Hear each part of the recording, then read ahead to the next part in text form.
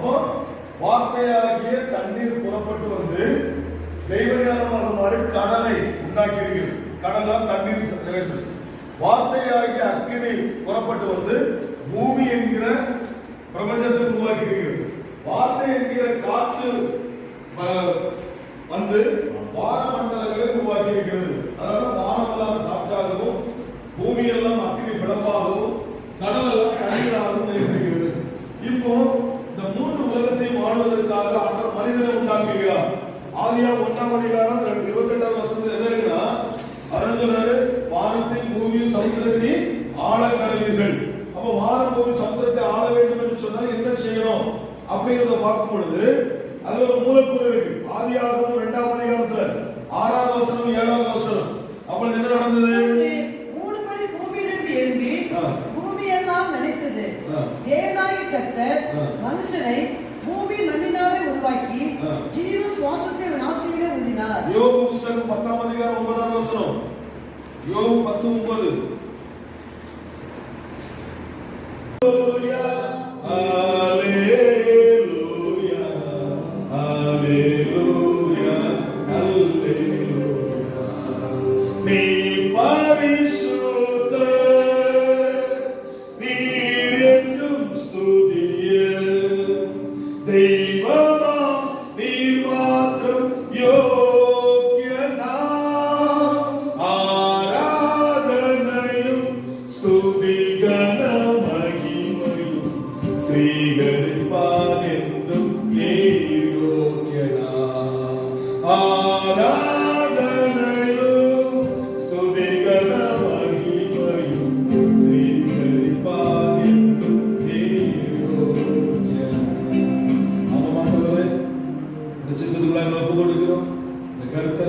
திண்டுக்கல் மாவட்டத்திலே யாரையெல்லாம் இந்த சத்தியமானது குறித்து கேட்க வேண்டும் என்று விரும்புகிறீர்களோ, சித்தம் கொண்டிருக்கிறீர்களோ, அவர்களெல்லாம் கூட்டு சேர்த்து கிருமிச்சு அவர்களெல்லாம் கருத்தில் ஒப்புக்கொடு.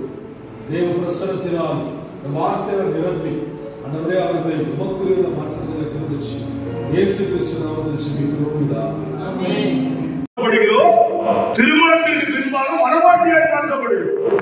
மணவாட்டிக்கு மனைவி ரொம்ப வித்தியாசம் இருக்கு. பூமியில நமக்கு நியமிக்கப்பட்ட கன்னிகை மணவாட்டியாய் நியமிக்கப்பட்டு மனைவியாக மாறுவார். ஆனா இயேசுவா நியமிக்கப்பட்டு நான் மனைவியாக மாறின பிறகுதான் மணவாட்டியாக மாற முடியும். மனைவி என்பது உடல் ரீதியாக சேர்வது, மணவாட்டி என்பது அருகாமையில் உட்கார்ந்து இருப்பது. நல்ல கவனிக்கணும்.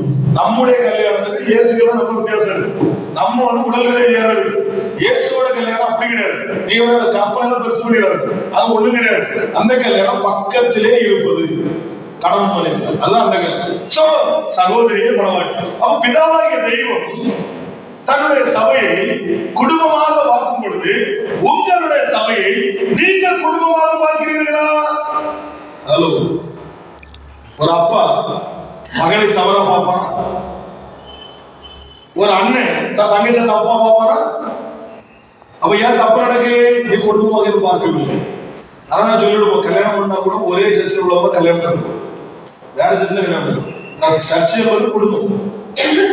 குடும்பத்தை கசமசலாம் வரக்கூடாது. வந்த பிரச்சனை அந்த சர்ச்சை நிக்க உடஞ்சிச்சு இல்ல வராத படிக்க ரொம்ப கவனம் பார்க்கணும். சபை என்பது நம்ம ஒழுக்கம் நல்லொழுக்கம் இருக்கின்றது. இவரை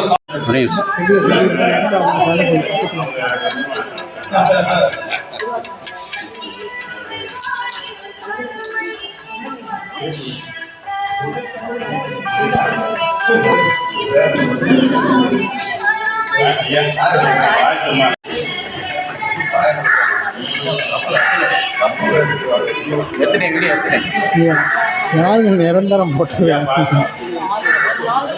ஆர்சி பாட்டை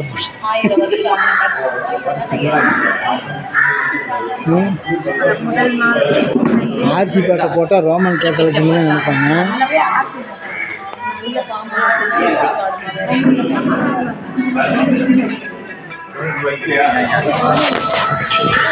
ஐயா ஐயோ, நான் நிற்கிறேன் ஒரு சுற்றுங்க, என்ன எடுக்காமே விட்டா எப்படி?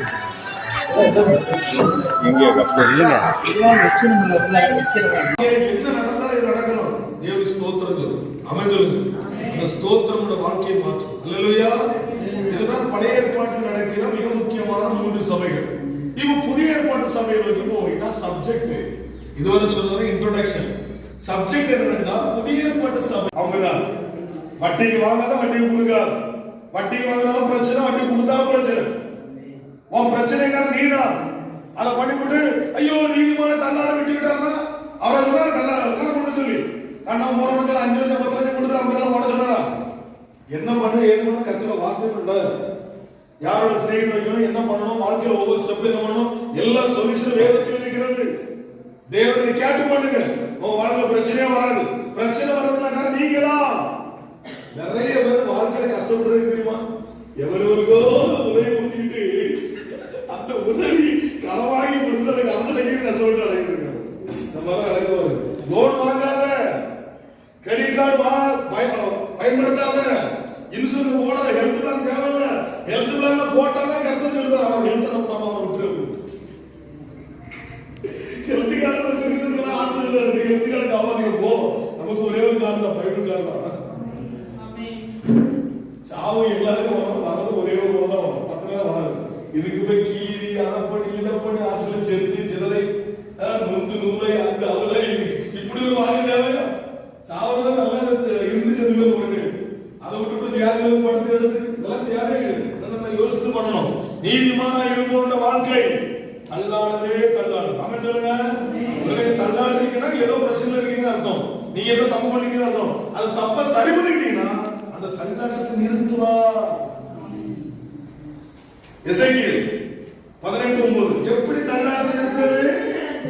நீ என் கட்டளைகளின்படி நடந்து நியாயங்களை கைக்கொண்டு சொல்றதில்லை கேட்கறதில்லை கடைபிடிக்க வேண்டும். நீ பாவத்தை விட்டுவிடு அவரோட புரிஞ்சுமா? சொல்றதில்லை, கடைபிடிக்க வேண்டும். பாவமே இல்லாத வாழ்க்கை வாழ்வதற்கு பிராக்டிகலா நடக்க வேண்டும். அப்பதான் நீதிமான்.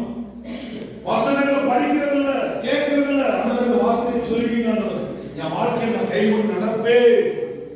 முடியாதுதான், கஷ்டம்தான், ஆனாலும் நடப்பேன், நான் முயற்சி பண்ணுவேன். இன்னைக்கு ஆரம்பிச்ச 10 வருஷத்துலயாவது என்னால முடியும். எடுத்த உடனே 6 வருஷத்தை கைவிட முடியாது, ரொம்ப கஷ்டம். அது அவ்வளவு சீக்கிரத்துல நம்ம பரிசனம் வாங்க முடியாது. இப்ப நீங்க முயற்சி எடுத்தா ஏன்னா 5 வருஷத்துக்காக சரியா இருக்கீங்க. இப்போ அப்படியே இருந்தீங்கன்னா நீங்க சாவது சரியாக முடியாது, இருக்கா இல்லையா? அதனாலதான் நியாயங்களை கைகொண்டு நடந்து உண்மையாயிருப்பாயாகில். உண்மைக்கோ நீ கொஞ்சத்தில் உண்மையாயிருந்தா அநேகத்திற்கு அதிகாரியாக சொல்ல ஆண்டவர்கள் கொஞ்சத்திலே உண்மையா இல்லாம இருந்தா ஒரு எங்க வெளியேறியது இருக்கா இல்லையா? ரொம்ப ஜாகிரதையா இருக்கணும். பாருங்க, 3வது சபை மகா சபை, பழைய ஏற்பாட்டு சபை. சங்கீதம் 22:20 மகா சபையிலே நான் போய் துதிப்பேன், அவருக்கு பயப்படுகிறவர்களுக்கு முன்பாக என் பொருத்தனைகளை செலுத்துவேன். அந்த பழைய ஏற்பாடு காலத்துல ஆசரிப்பு கூடாத காலம் முடிஞ்சு தேவாலயம் கட்டப்படுறதுக்கு முன்னால இடைப்பட்ட காலத்துல ஜனங்கள் சிதறி இருந்தாங்க. சிதறி இருக்கிற ஜனங்களை அங்கங்கே கூட்டி ஆராதனை நடந்து கொண்டிருந்தது. அந்த ஆராதனை தாவீது நடத்தியிருந்தார். அப்பவும் அந்த மாதிரி மகா சபை கூடும் பொழுது எல்லா இஸ்ரவேலும் ஒரு இடத்துல பொது இடத்துல வரும்போது அவர்கள் நடுவில் என்று சொல்றாங்க, தாவீது நான் என் தேவனை துதிப்பேன், என் தேவனை குறித்து நான் போதிப்பேன். சங்கீதம் 49 மகா சபையில் நீதியை பிரசங்கித்தேன். என்னத்தை பிரசங்கிப்பேன்? நீதியை பிரசங்கிப்பேன். உதடுகளை மூடு, கர்த்தாவே நீர் அதை அறிவீர். அதனால மகா சபையில் தான் பிரசங்கிக்கணும், நீதியை பிரசங்கிக்க வேண்டும். ராஜாவா இருக்கிறாயா, பிஸி பர்சன், அவர் சொல்ற